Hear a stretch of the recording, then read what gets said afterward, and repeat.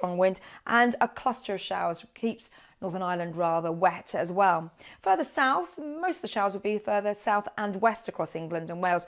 They could be heavy at times with some sunshine coming through further east where you'll see the driest interludes, but even here 1 or 2 showers just coming through.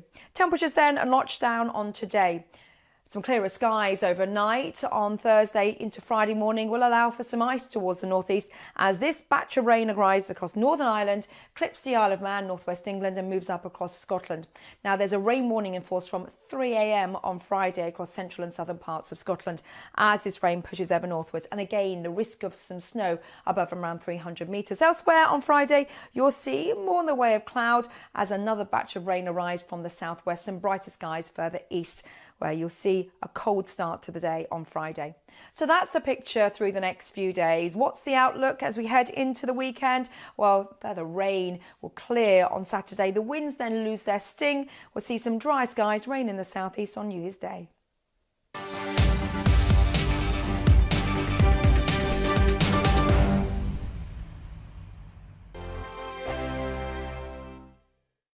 Monday to Thursday, 9 p.m. till 11 p.m. Join me, Dan Wootton. I'll bring you the sharpest takes and hottest debates. Do you not believe in prisons? I don't believe in prisons. I'm completely stunned. I guarantee you there'll be no spin, no bias, no censorship. I actually was personally quite offended by it.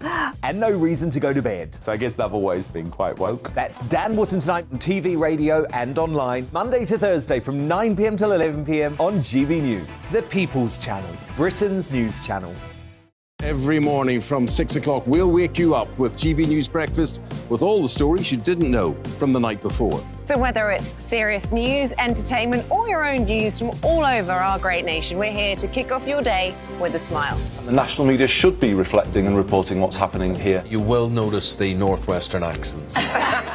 Whether you're with us on TV, radio or online, every morning it's breakfast from 6 a.m. Hope you can join us. Join me every Sunday at 6 p.m. for Gloria Meets. In exclusive interviews, I'll be finding out who our politicians really are and what they really think. It's something that you would never want anyone to suffer. I didn't know what channels there were. I didn't think I'd be believed. I must have weighed about 7 stone and I'm 5'8". My instinct was to sort of cover this up. I mean, clearly that was a mistake. Join me every Sunday at 6 p.m. on GB News, the People's Channel, Britain's news channel. Hello there, it's Eamon Holmes here from Breakfast on GB News. We're not just on your television and your screens, you know. We're on DAB plus digital radio, so you can listen to your favourite shows on the move. If you've not yet listened to GB News Radio, it's very simple. We're on your radio player and TuneIn apps, on your smart speaker, phone or tablet, or online at gbnews.uk. Take us with you wherever you go. GB News Radio. You never have to miss a moment of the People's Channel. My name's Tom Harwood and join me 9:30 a.m. every weekday for The Briefing, your one-stop shop for everything you need to know about what's going on in politics today. I wonder if this is a deal that might need to be like the biscuits in this factory, twice baked. Is there not an opportunity here to win out against the extremes? Tom Harwood, GB News. What are you going to do about it? Things should have been done differently, and they certainly are being done differently. Don't miss it. The Briefing with me, Tom Harwood, 9:30 Monday to Friday on GB News. Hello, I'm Simon Evans. Join me on GB News for Headliners at 11 p.m, where I'll be joined by 2 of the country's top comedians as we take a look at tomorrow's newspapers tonight. If it's a big story, we'll be covering it, I guarantee, but we'll also have some fun along the way. That's GB News Headliners at 11 p.m. We won't put you to sleep, unlike some of the other paper review shows out there. So join us, 11 p.m, 7 nights a week.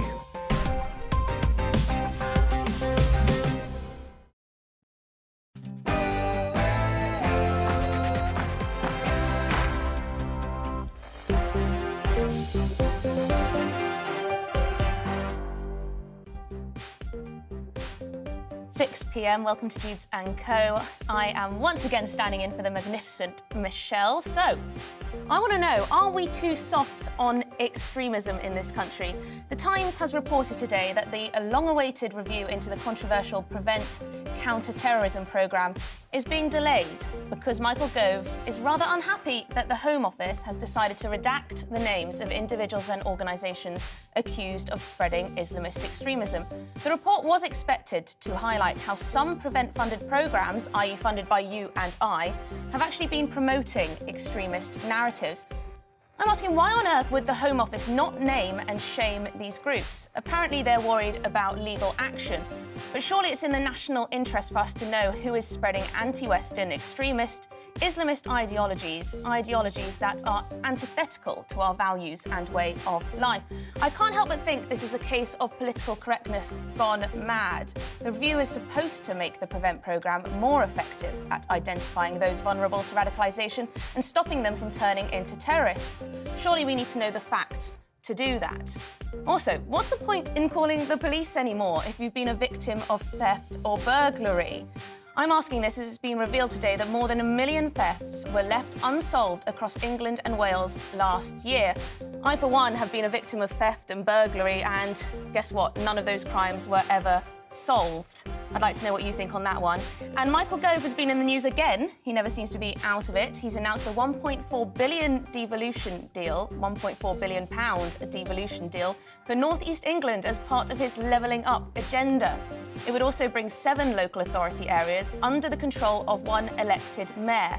I'm a little bit sceptical about devolution and even more sceptical about mayors, not least because of London Mayor Sadiq Khan's record, but perhaps you think more money and a mayor is exactly what the North East needs. And finally, to finish on a lighter or heavier note perhaps, I'll be asking my panel whether they're going to ditch the festive overindulgence and get on the treadmill. All of that to come tonight on Dewbs & Co. I'll introduce my wonderfully erudite panel in just one moment, but first let's get the latest news headlines.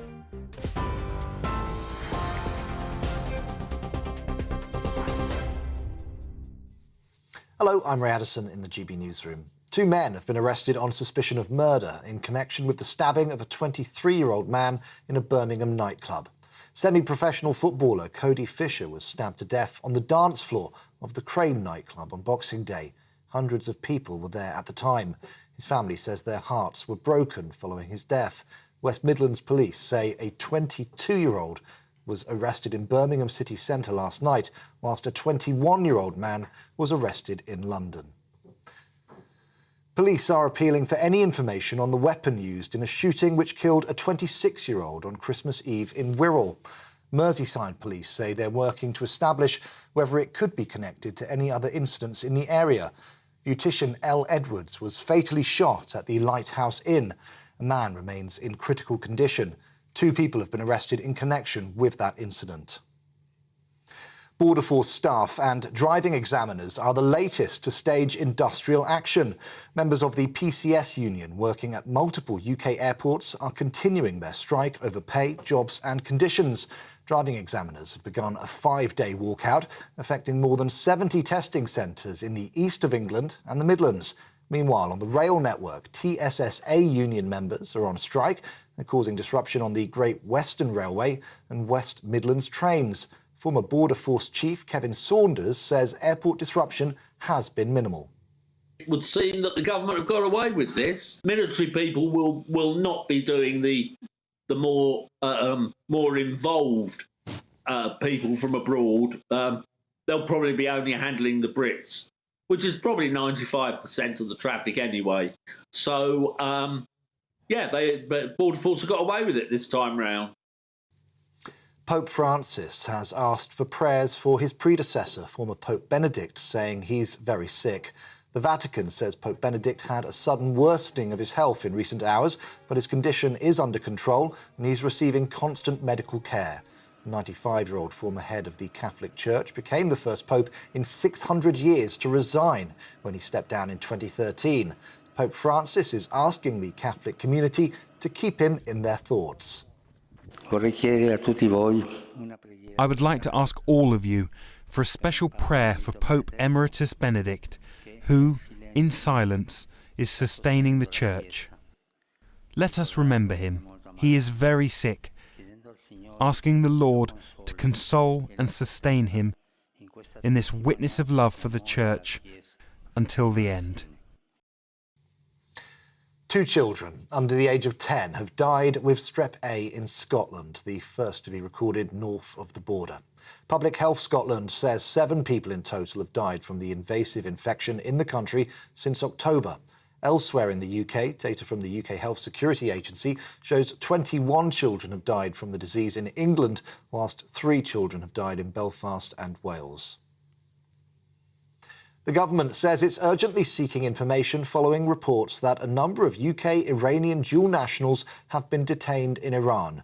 The Iranian Revolutionary Guard says it's arrested 7 people due to their alleged involvement in anti-government protests.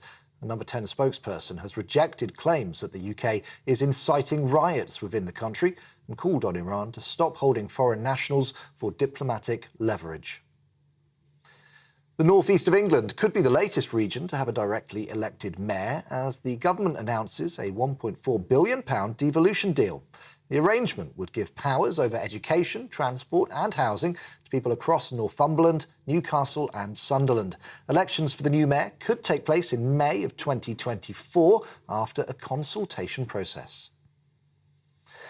And provisional figures from the Met Office show that this year has been the warmest on record in the UK. By the end of the year, 2022 will have seen the highest annual average temperature. It beats the record set in 2014 of just under 10 degrees Celsius. Met Office says every month, apart from December, has been warmer than average. Senior meteorologist Jim Dale told GB News we'll continue to see warm weather next year. You can't just look at this and say, oh, it's just the UK and we're having a bad moment or a bad couple of years. You've got to look at other places. So the Pakistani floods, for example, glaciers melting in the Himalayas. It took time to occur, but when it did, it was devastating and many, many lives lost. As I say, join the dots around the globe. And that, I'm going to say to you, Patrick, that's going to continue in 2023. We're on TV, online and on DAB+ radio. This is GB News. Back now to Emily Carver.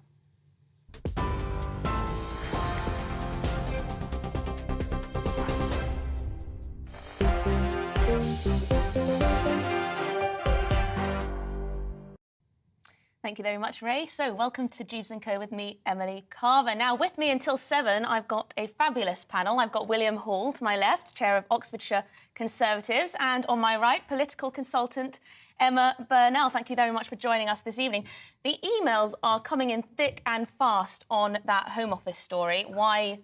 Well, we're asking, essentially, why do you think the Home Office has decided to redact the names of individuals and organisations who have been accused of spreading extremist ideology? I want to know, do you think it's political correctness? Do you believe that they're worried about being sued? Is it a bit of both? Is it not appropriate to name and shame individuals and organisations? Perhaps that would be unsensitive to various communities. Anyway, as always, I want to know your thoughts throughout the show. Please do get in touch with me, gbviews at gbnews.uk or on Twitter at gbnews, or you can tweet me personally at Carver Emily. Now, so, according to The Times, there's been a bit of a cabinet row, or disagreement, let's say, between Suella Braverman and Michael Gove over the contents of the long-awaited review into the controversial Prevent counter-terror programme. While Braverman is reportedly ready to publish the review, Mr Gove is said to be unhappy that the Home Office has decided not to publish the names of several individuals and groups because of fears the department could be sued. Is this an example of our PC culture gone mad? Surely it's in the national interest to name and shame those pushing extremist narratives, even if said individuals and organisations are offended. And surely it's an absolute scandal, really, if some of these groups are receiving money from the Prevent programme, essentially from you and I, and still promoting extremist narratives. Emma, I'll start with you. There's a lot to get stuck into here, so perhaps I'll ask for your general take on this cabinet row. Do you think Michael Gove is fair enough that he is reportedly saying, you know, we shouldn't be redacting these names? I mean, there are several questions that I would ask. So there are times when the Home Office will need to redact reports for national security. For me, as a journalist, as someone who believes that we should have transparency in government, those should be the only times that that's allowed, and it shouldn't be done for fear of legal challenge. If the Home Office are saying things they shouldn't say, they should be legally challenged. And I've made that case when there have been times on this channel where they've been upset about legal challenges to government policy. But if they're getting things wrong, that is a democratic right. If, on the other hand, there are things in this report they don't want to tell us about but still exist and are sitting within that policy, then we should know those. And if those are then legally challengeable, they should be legally challenged. So I think that you've got to have a nuanced view where you say the report should be public unless there are national security issues around it. And then if, on the other hand, that report is then saying things that people find to be untrue, to be challengeable, that also needs to be part of the process. Yes, because the Prevent programme, of course, has been a controversial one. People have said in the past that it could essentially target people for thought crimes. You know, there have been stories of children being referred to the Prevent programme after making a ill-advised joke. Or on the far right side, I remember a young boy, I think it was, got referred to the Prevent programme for looking up the UKIP website. So that was a red flag, apparently, that he could be far right. What do you think? It must be in the national interest for the Home Office. This is an independent review. This is an independent report. Surely we need to see the contents. Definitely. I think that parliamentary privilege exists for a reason. The Home Secretary is able to stand up in Parliament in a statement and use parliamentary privilege to say what she likes. As long as she does that in good conscience, I think she should be naming and shaming those organisations. But I think Michael Gove is making a bigger point, which is that Prevent has lost its original purpose, and having far-right referrals outstrip Islamicist referrals last year shows that the programme is off course. We need to be dealing with the real threat to our country, which predominantly comes from Islamicist extremism. It doesn't come predominantly from far-right groups. And in fact, as you've spoken about, a lot of the far-right referrals have been shown to be politically motivated referrals by teachers on the left of politics who are unhappy with their students having independent thought. Well, William, you raise a very interesting and slightly controversial take, but I believe you to be right in that respect. We hear from people who know, experts, that Islamism is still by far the biggest threat. Obviously, far-right extremism is growing, but Islamist extremism remains the major threat when it comes to terrorism in this country. Why do you think more far-right cases are being referred? Well, because, as you say, it's growing, so there will be more. Do you think it's that, or do you think it's sensitivities? No, I mean, I think it's easier to go after the far-right. I don't think it's easier to go after the far-right than Islamists at all.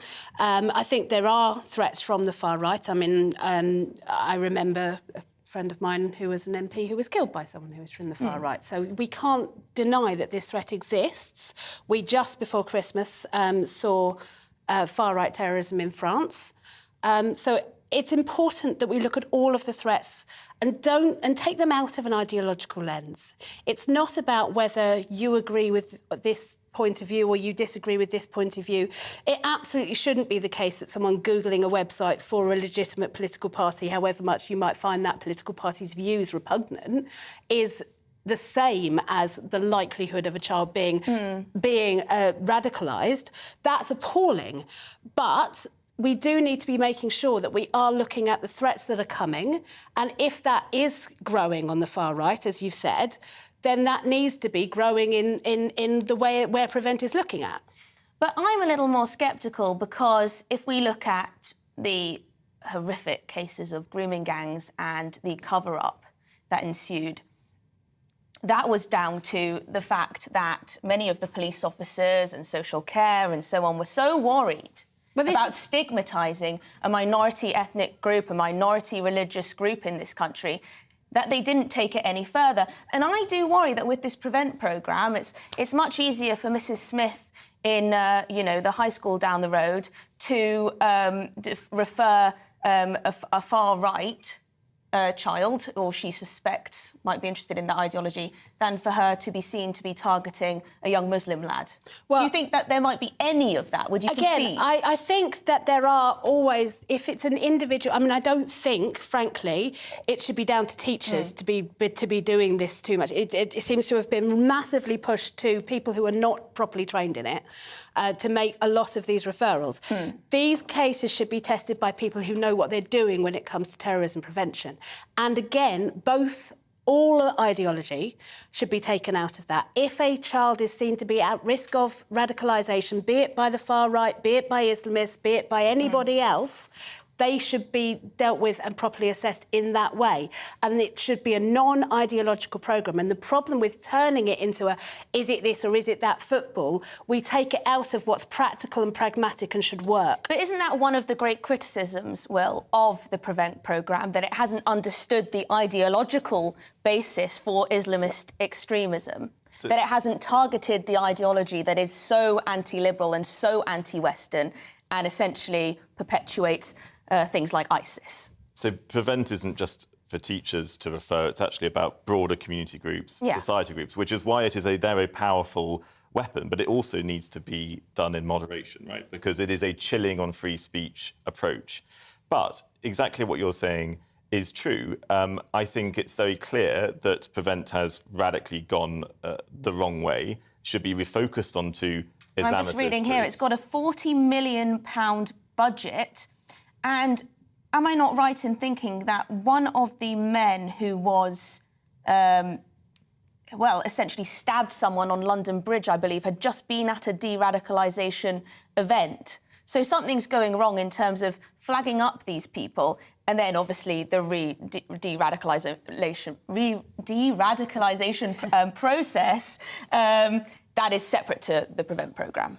Yeah, absolutely. I mean, and clearly where people are identified as being going into a path, a pipeline of extremism, they should be pulled out and they should be looked at by the security services. But I don't think any one of us on this panel is equipped to do that. If the security services say they need a tool to do the job, it's Parliament and our job as political engaged citizens to look at whether that tool is working. Now, this review asks, is the programme working? And I would say when far-right referrals are outstripping Islamicist referrals, clearly it's not working. Well, also, I would say it's not working if groups and individuals contained in this report have been taking money from, essentially, the taxpayer, from the Prevent programme, and then still perpetuating extremist narratives. That is genuinely taking the mick of the entire system, and it's appalling that that is happening. I must read out some of our comments that we're getting in, because we're getting in loads. People are very upset about this indeed. Craig says, it's blatantly clear that if this report was calling out so-called far-right extremism, then the names and groups would be named. I do think that is probably true, you know, Emma. I think some of them will be, yeah. I mean, for example, we've seen National Action prescribed, quite rightly, and there are Islamist groups who've also been prescribed, quite rightly. I think what we need to be conscious of is there are two questions here. One is the right process for identifying people who are likely to be radicalised, whoever they are, working. And secondly, once they have been identified, is the process of de-radicalisation working? And for me, as a taxpayer and as someone who believes that we should have good government that works well, those are the questions I want to see answered in this report. And that's why I want to see the report published, so I can then assess what they're saying about how well the programme is working. But what you're talking about is prescribing organisations. That is a much higher threshold than what Prevent normally deals with. Prevent is about organisations that are operating below that threshold but are still radicalising people. It's essentially having eyes and ears in every community. That's what Prevent does. That is a different threshold. And my worry is that we are moving towards a system where a very specific tool has become too broad. It's become an anti-free speech. I think it has become too broad, the Prevent programme. I mean, Michael Gove has reportedly said that the Prevent programme should only focus on Islamism because far-right terrorism is ideologically very different. However, they also very much do feed off one another, as we've seen in places like Luton. Many years ago now, actually, you had the Islamists and then you had the far-right groups, as they're called, essentially battling it out for who owned the area, essentially. And so you see these two groups of people who are so radicalised, essentially, yeah. I mean, for a £40 million budget, it can't do everything. £40 million, I know, I mean, I'd love £40 million. Doesn't go very far these days. But it doesn't go that far these days, certainly not with the cost of living. No. So you do need to have something that's focused and has a set of objectives that it can be measurable. You need these groups to actually buy into it and actually to want to be a part of it. Well, I'm anyone who's funded sceptical by that it there are should so be many... buying up and signing up to the principles it agrees with, and if they're not, then they should not be the ones receiving funding. That's yeah, fair. I mean, we hear time and time again that, you know, mosques are hosting extremist preachers. We hear at universities are having extremist speakers. We hear that children in schools are being indoctrinated in one way or another. It really is very difficult. I'm just going to read out one more comment before we go to the break. Let's see. Ian says, there is only one plausible reason why the Home Office and some MPs want to redact sections of the Prevent report, naming extremist organisations, and that is that the Home Office officials and MPs involved are closet supporters of those. I don't think that. I don't think that is the case. I think, if anything, it may be that they are genuinely worried about being sued, and so what? If it's true, then so what? Or they're worried about cultural sensitivities. Anyway, thank you for getting in touch. Coming up, more than 1 million burglaries and thefts were dropped by cops in the last year. Should they spend more time solving serious crimes like burglary and theft and not things like monitoring our Twitter posts? Are we actually a bit of a lawless Britain at the moment? We'll be back in a couple of minutes to get stuck into that.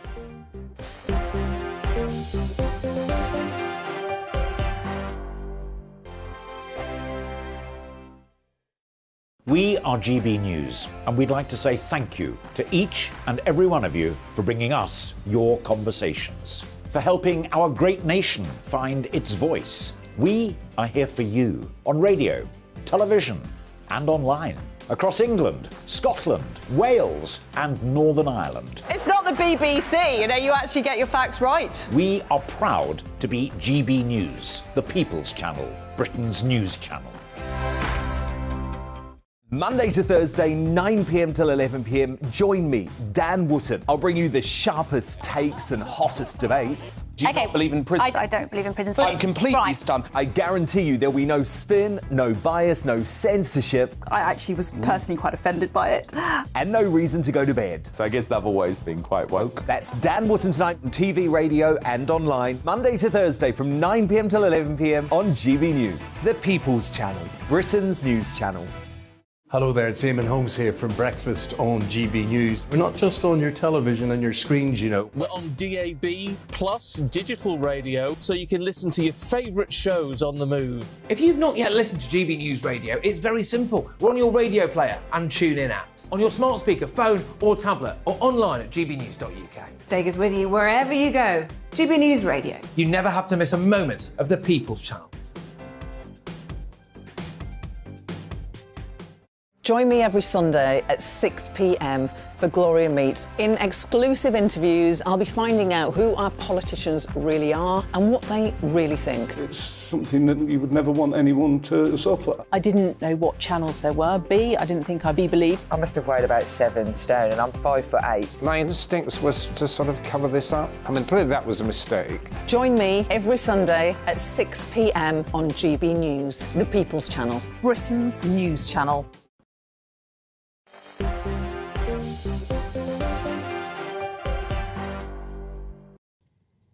Welcome back to Dewbs & Co with me, Emily Carver. Now, you've been getting through to me thick and fast with all of your tweets and emails. I just want to go to a few of them before we move on to police and burglaries.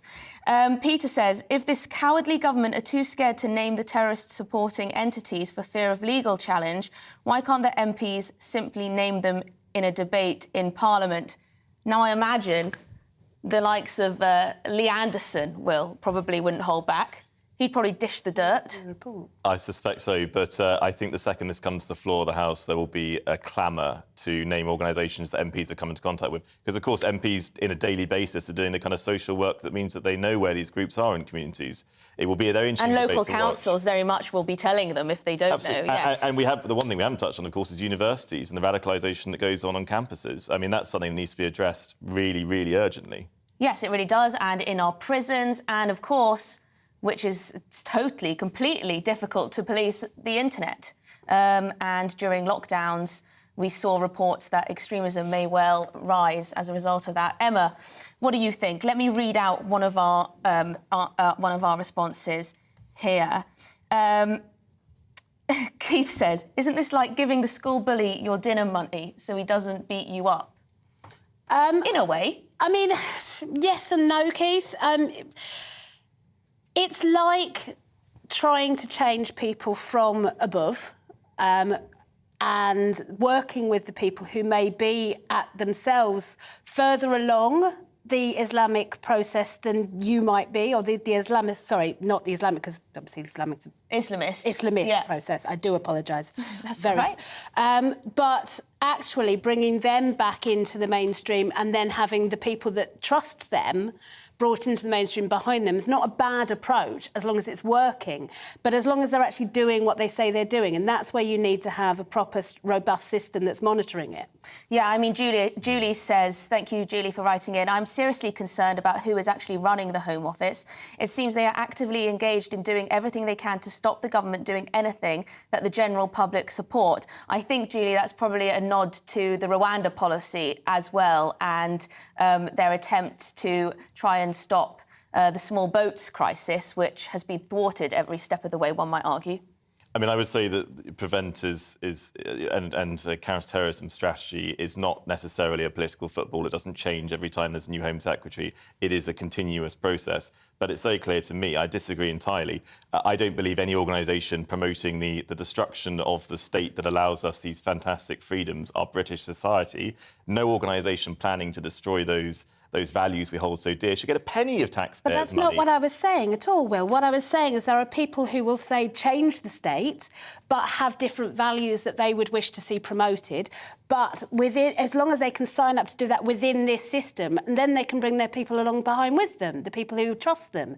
I'm not saying that we should be funding Al-Qaeda or ISIS. I'm saying that there are people who would see a different way of the state working, but within the democratic process. And as long as those are the people we're talking to, there are people who have that audience. If we can turn them into trusted people, trusted partners, with a robust oversight system, then I think that works better than just telling people they're wrong. I think that sounds nice in theory, but I do think a lot of people watching at home, and probably the majority of the British public, are fed up of us being tolerant towards those who are intolerant of us, our values, our norms, our way of life, our belief system, everything that matters to us as people living in this country and from this country.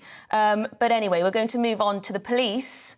According to new analysis by the Labour Party, more than 1 million burglaries and thefts were dropped by police last year without them finding suspects, and forces in England and Wales ending investigations. At the same time, Home Office data reveals that the proportion of all crimes that resulted in an arrest and charge had fallen to 5.4%, down from 15% 7 years ago. I imagine many of you at home have faced this situation. You've had a burglary or a theft.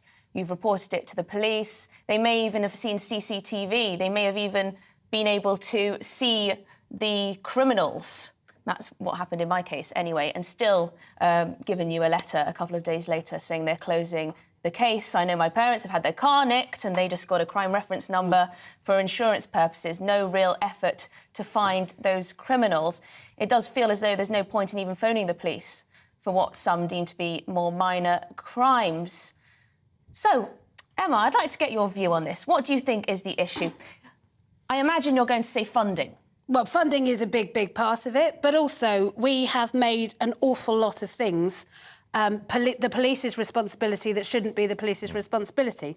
We have made an awful lot of things lock-upable offences that shouldn't be lock-upable offences. And as like such, what? Well, I mean, just most female prisoners are not in prison for violent crime, for example.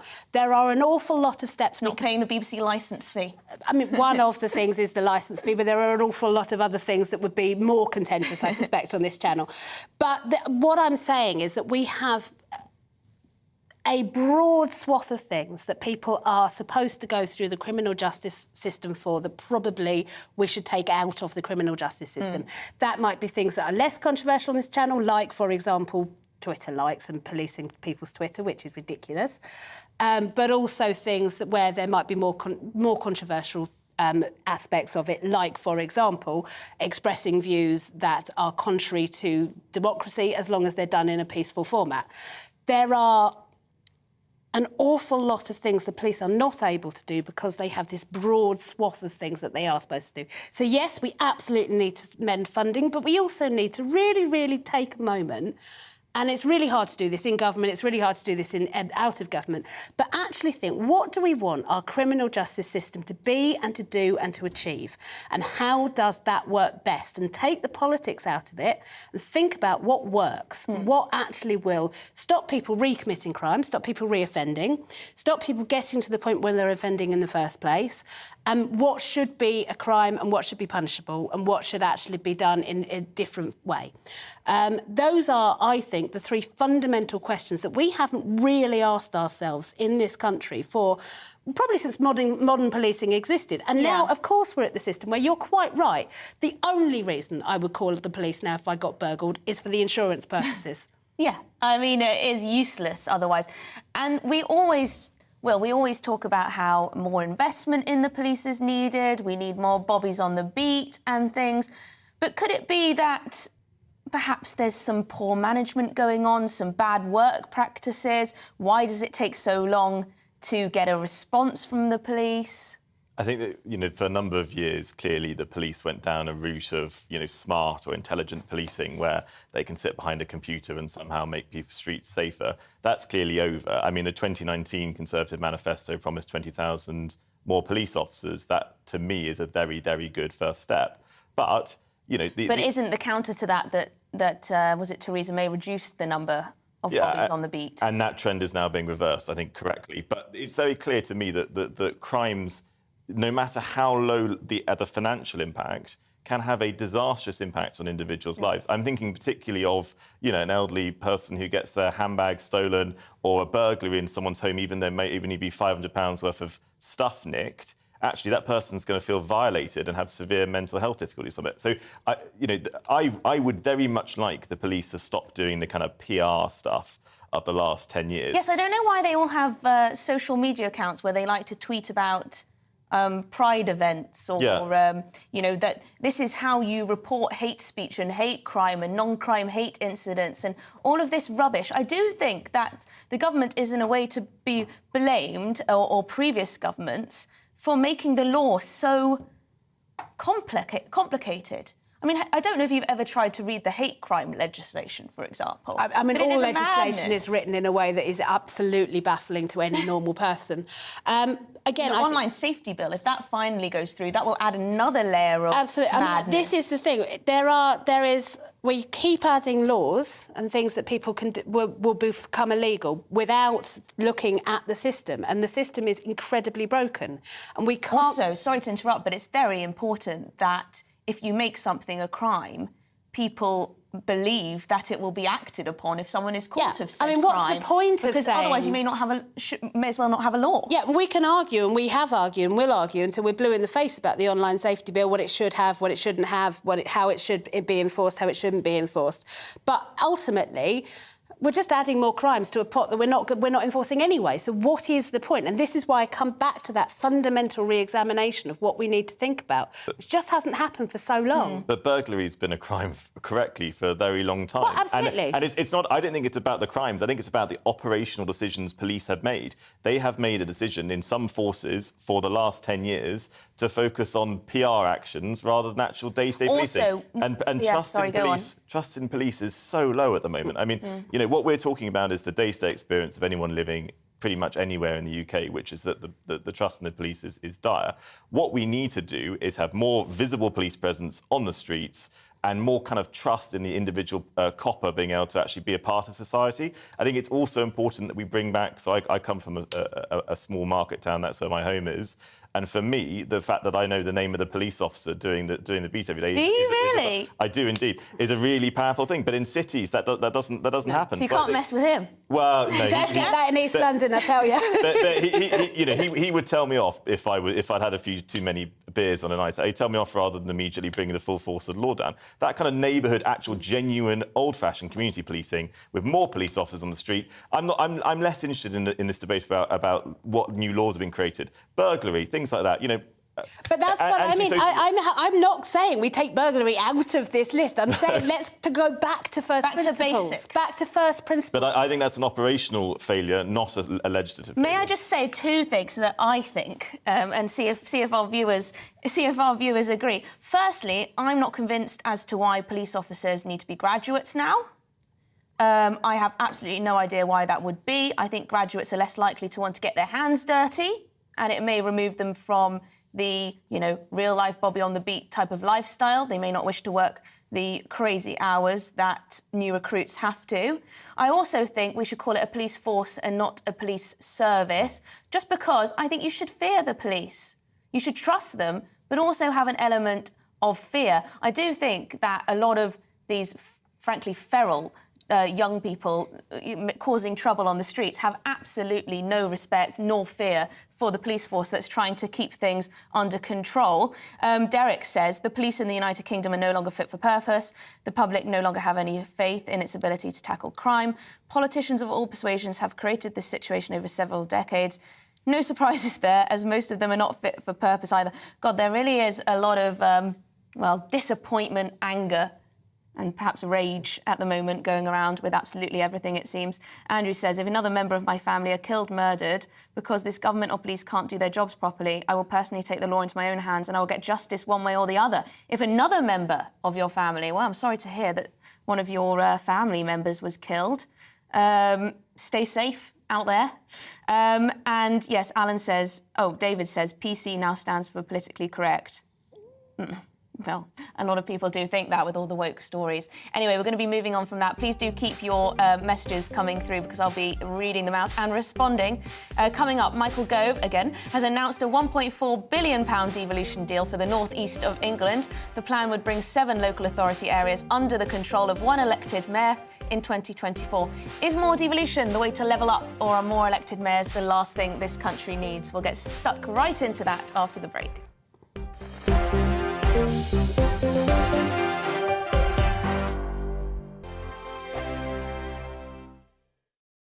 Monday to Thursday nights on GB News. At 6, it's Dewbs & Co.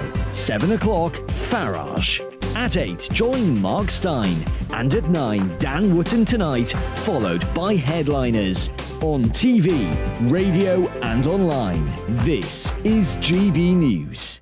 We are GB News, the People's Channel. Why not take us home with you by visiting the GB News shop at gbnews.store. You'll find all the official merchandise, a really good present actually for yourself, your friends or your family. We ship across the UK mainland at no extra cost. GB News, the People's Channel.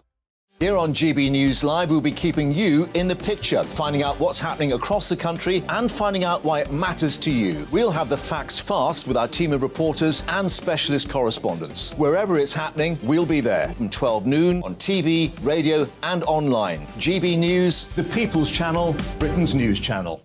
Monday to Thursday on GB News, it's Bev Turner Today from 10 a.m. We're going to be here for you, our GB News family, to keep you up to date, but also make you smile. As a guy who went from puberty to adultery. And I can't wait to bring a few of my own opinions. I have no time for cultural totalitarianism. We'll engage in passionate, but always polite debate, with your thoughts and opinions at the centre of it all. Only on GB News, the People's Channel, Britain's news channel.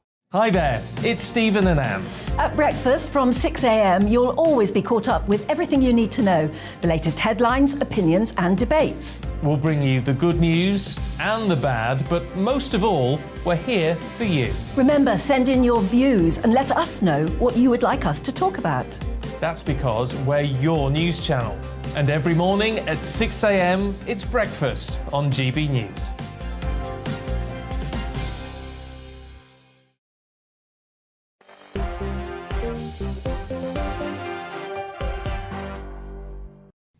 Yes, welcome back to Dewbs & Co. Now, you've been getting in touch about the police force, whether you trust it, and it doesn't seem like many of you do at the moment. Francis says, the PC, woke, diverse, infected police forces of the UK are more interested in joining parades and protests than doing their real job, protecting our country from crime and keeping us safe.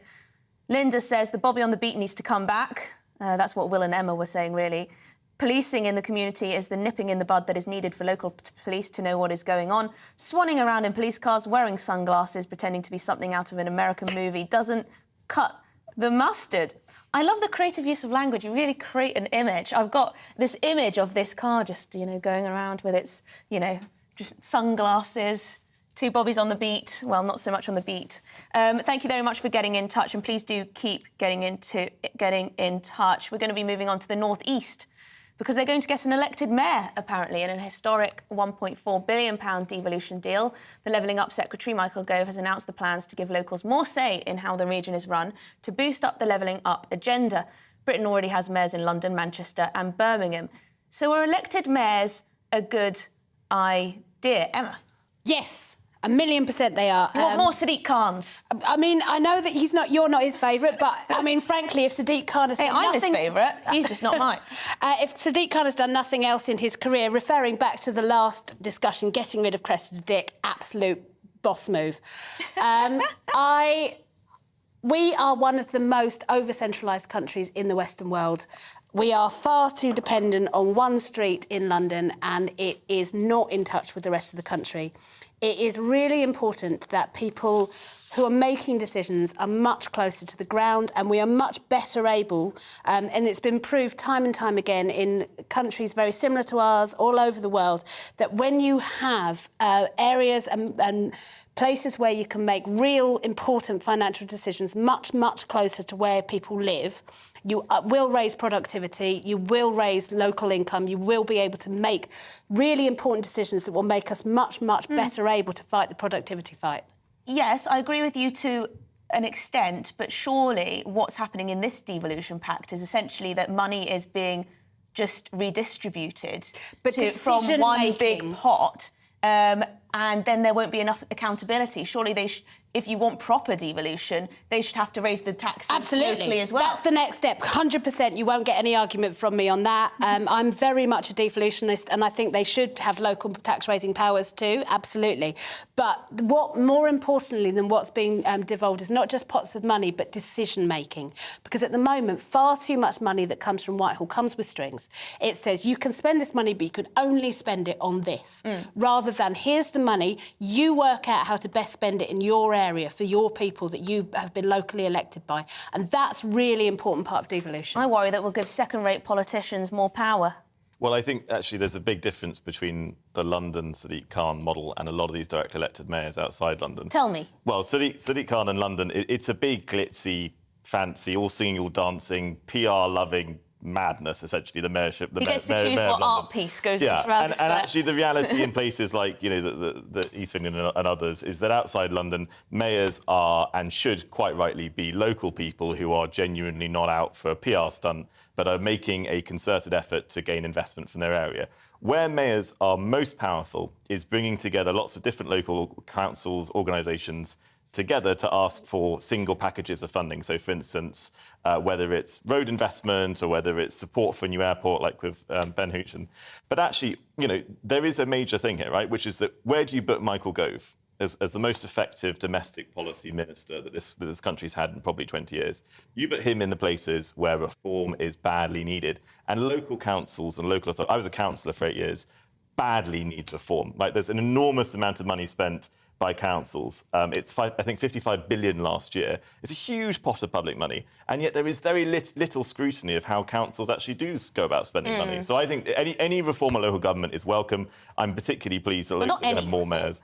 Any reform in the right direction is welcome, and I think this is a good example of that. Emma, I worry that what you end up doing, as we've seen with Scotland in particular, is that you hand more devolved powers to areas of the country, and essentially what you get is vastly different politics in different areas, and essentially a bit of a balkanisation of the country. Lots of different politicians fighting one another for their own ideological reasons. I disagree with that. I think we do have a country where there are vast differences. And at the moment, it's winner takes all at the centre. And that's not really, whether we have a Labour government or we have a Conservative government, that's not fair on the people who disagree with them, who might live in a part of the country where vast numbers don't agree with that centralised government. And that will be true if Keir Starmer's elected in 2024, most likely election date, for Will and people who agree with him. And probably, I'm guessing Oxfordshire's pretty safe Tory area, whatever else happens. Not so much. Who knows? not so much. Who knows? We've got the most woke county council in the country, apparently, who's going around banning meat. But that's a whole other story. But, a vegan county councillor. Yeah, we can all feel better represented if there are a range of representation. I agree in theory. I just worry that in practice it all gets rather messy. And with this model, which is essentially just chucking money at various areas of the country that you want to level up and hoping for the best, surely, you know, these sort of better than hoarding it in SW1 would be a better idea. You know, yeah. If they can change their tax regime. If those areas of the country want to be an enterprise zone, and their directly elected mayor fights on that, that's what they get for that money. If they want to do something else, that's what they get. That's democracy. That's the beauty of it. We fight an argument and then the winner gets to do what they want to do. But that shouldn't happen just at the centre. I'm desperately trying to put the case against this, but you are putting up a pretty good fight. I don't like mayors. I just think they're uppity. I think they have too much power and sense of importance, but perhaps I'm wrong and that's just my own prejudice that's come from nowhere, really. Mary says, if the new North East mayor is as useless as the Yorkshire mayor has been so far, don't bother. There we go. Simon says, mayor for the North East, they can have Khan tomorrow, useless. Faynit, I don't think that's your name, I think we spelt it wrong. The 1.4 billion devolution package, is that handing over £1.4 billion, or is this just what the tax and spend remit amounts to? I suspect more of the latter, but I assume the North East mayor can bid for grants. Some technical language there. I'm not sure what the answer is. I think this is just essentially handing over, redistributing some money from the wider government, from the pot at the Treasury, essentially. I don't think they'll have any more powers of raising money, but perhaps I'm wrong on that. And Michael says, oh no, that's on prevent. Alex says, devolution means more bureaucrats on the public sector gravy train blaming each other for the lack of efficiency. That is exactly what I worry about. We'll come back to this, but coming up, have you eaten too much over the Christmas period? Are your eyes bigger than your belly? Why wait until 2023 to start your diet? Don't worry, I'm not fat-shaming you. We will be digesting this all in just one moment.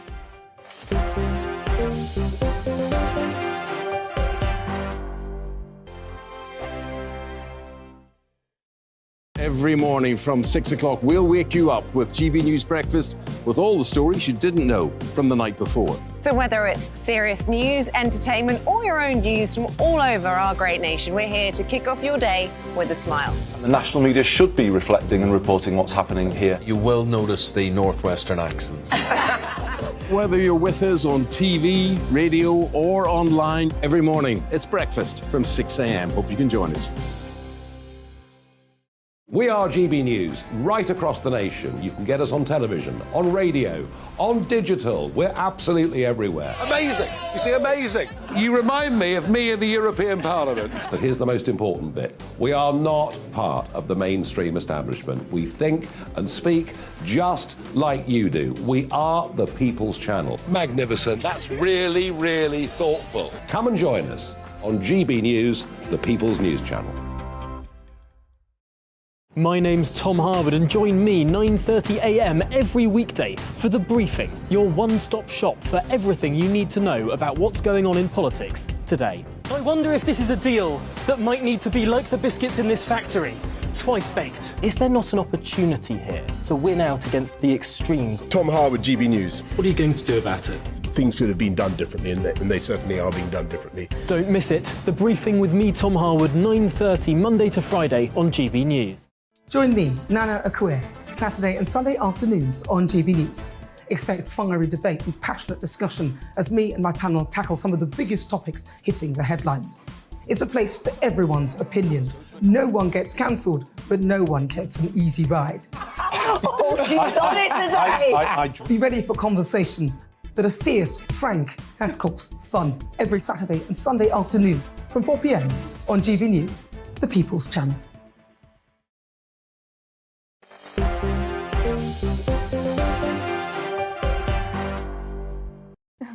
Yes, welcome back to Dewbs & Co. with me, Emily Carver, in for the lovely Michelle. So we were talking about devolution, whether this big plan for a £1.4 billion devolution deal with the North East and an elected mayor to serve over 7 local authority areas is a good idea. Do we need more mayors? Ivan says, please, please, no more mayors. Look at London mayor. He is power mad. John says, scrap devolution throughout the UK and treat all areas of the UK equally. Bob says, as a Sussex councillor at a district level for 20 years and county for 12, nice CV, until May this year when I retired, I think a unitary authority for the whole of Sussex with an elected someone would be good for democracy. Paul says, we're a very small country. We don't need more mayors. And Joe says, why don't the Tories return the North East back to the shipbuilding powerhouse we used to be? It was the Tories who decimated the industry 30 years ago, and you haven't forgotten. You could put that to them, I guess, although I'm not sure you'll get a response from MPs. They don't tend to be too forthcoming. Anyway, we're going to be moving on because we're going to be talking about fat shaming. Well, not fat shaming. Whether you're ready to go on a diet after all the festive eating, or perhaps you were jogging and eating healthily throughout the festive period, and for many, it still very much is the festive period until after the new year. So are you sitting on the sofa full of regret and a bloated stomach? Are you worried about gym memberships come January? I'm asking this because experts at the British Dietetic Association have warned against fad diets. The boiled egg diet, the water diet, the keto diet are just some of the temporary solutions to beating the bulge. So, Will, I'll start with you. Are you going to be taking up a fad diet? Bit of the Atkins? Not that you need it, of course. No, that's very kind of you, thank you. I mean, probably not a fad diet, but I do try and do a bit of running and probably less of the pints in January, because December is, you know, one of those times of the year where we all let our hair down. But at the end of the day, viewers will not be surprised to learn that I probably could do with losing a few pounds. I am actually looking forward to not boozing so much. I haven't had a drink for nearly a year and a half now. Oh, congratulations! So I'm going to be edging my way back in the spring. But and do you feel better for it? I mean, it was a necessary step at the time. I'd drunk too much, but it's interesting not drinking, actually, and how many times I've found that I haven't needed a drink, that I would have just naturally had one. Why do you need a glass of wine at the theatre? It just makes me sleepy. Yeah. So it's made me think about those choices. And I think much more important than fad dieting is thinking about making good choices. Now, I do Slimming World. I love it. I'm a massive evangelist for it. Oh, they're the ones with those shakes and things? No. Oh. Slimming World is not shakes and things at all. It's none of that. It is a very, very simple system where you count sins. The equivalent of Weight Watcher points. And it's just a way of eating sensibly and being conscious of it.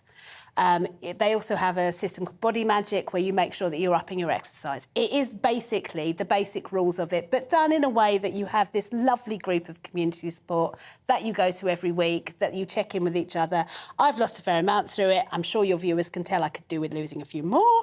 I'm sure they absolutely cannot. But I'm very keen. And if anyone says anything, I doubt you sitting there and oil painting. Anyway. But I'm very keen to hit my target in the next year. You have a target? You have a target at Slimming World, and you know exactly, you do your weekly progress towards it. And here's the other thing, I will not have scales in my house. I weigh myself once a week on the Slimming World scale, same set of scales every week, and I don't look at it every day and I don't obsess over it. I think about what I'm eating, I think about the exercise I'm getting, I'm not looking at the scale. Well, this is the problem. People get so obsessed, don't they? Have you ever been addicted to running? Not addicted, no. Exercising, but have you ever had that buzz where you feel like you have to, I don't know, do it more than necessary? I did. A few years ago, I had, because I'm a reservist, I had to do a training programme and suddenly out of nowhere start running 5 and 10K every couple of times a week. And I have to admit, it is actually quite good fun. But I also never want to become one of those boring people who won't talk about anything other than exercise. Yes, I must say there is a genre of young man whose whole personality is gym. and weights and whatnot. May I just read out a couple of points on this? Laura says, I've eaten so much over Christmas, but I don't care. I'm treating myself fair enough. Tom says, I've been to the gym this morning. It was a struggle, but now I'm eating quality streets. I think that's what we call balance, Tom. Anyway, thank you very much. That is all we have time for this evening. We have Will, of course, who I've forgotten your surname. Will Hall, of course, and Emma Burnell with us this evening. Thank you very much indeed. Now, Nigel Farage will be with us at 7 o'clock. I think he's here now, actually. Is he here? Yeah, Emily, thank you very much. What's coming up on the show? Thank you very much indeed. Well, it's a full menu, but we're going to begin with the fact that the energy providers keep putting up our direct debits, building up, in many cases, substantial cash-positive balances in our accounts, and very few of us ever read the small print and knew that they were going to do this. I'd ask the question, are the energy providers robbing us as consumers? That and much else to debate coming up at the top of the hour. Before all of that, let's get the all-important weather. Hello there, I'm Claire Nazir with your weather update. It's a lively night into Thursday morning with rain, showers, some clearer skies, strong winds and also some hill snow. Now all courtesy of an area of low pressure. To the south of that, that's where we've seen the coastal gales overnight as that weather front stalls across the far north of Scotland and rain will return to the northwest. So overnight, a lot of wet weather around. A batch of showers will merge to form a longer spell of wet weather across northern England, Wales, the West Country pushing ever eastwards as more rain returns to the central belt, western parts of Scotland and Northern Ireland through the early hours of the morning. A cold start in the north, relatively mild further south, but showers never too far away. However, through the morning,